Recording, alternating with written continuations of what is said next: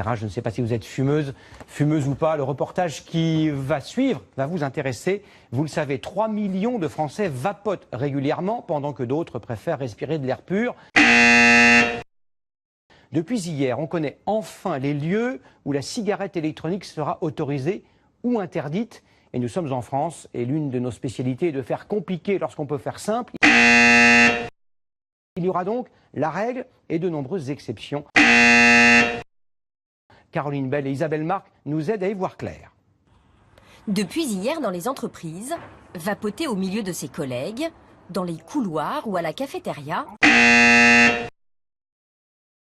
est interdit. Désormais, la cigarette électronique est autorisée dans un bureau individuel fermé, mais impossible dans les espaces collectifs.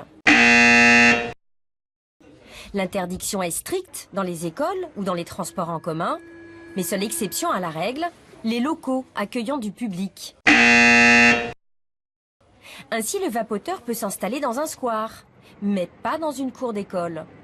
Sur un quai de gare bondé, mais pas une fois monté dans un wagon. Et il pourrait tout aussi bien vapoter au cinéma, à l'hôpital, comme dans un restaurant. Et là, la règle s'applique à tout le monde. Dans un restaurant qui est ouvert au public, le salarié a le droit de vapoter. Voilà. Parce que ce lieu accueille du public. Voilà, exactement. Le décret ne s'applique pas pour les entreprises qui accueillent le public.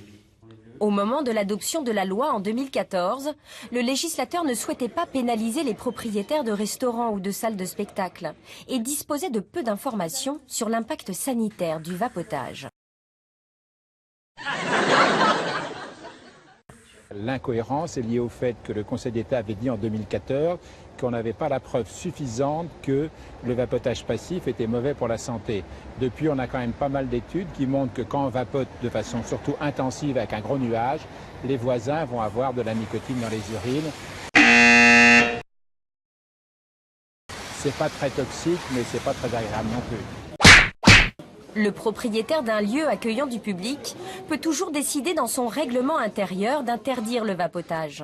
Quant aux salariés des entreprises, en cas de non-respect de la loi, ils encourent une amende de 38 à 150 €. Un risque d'avertissement, voire de licenciement,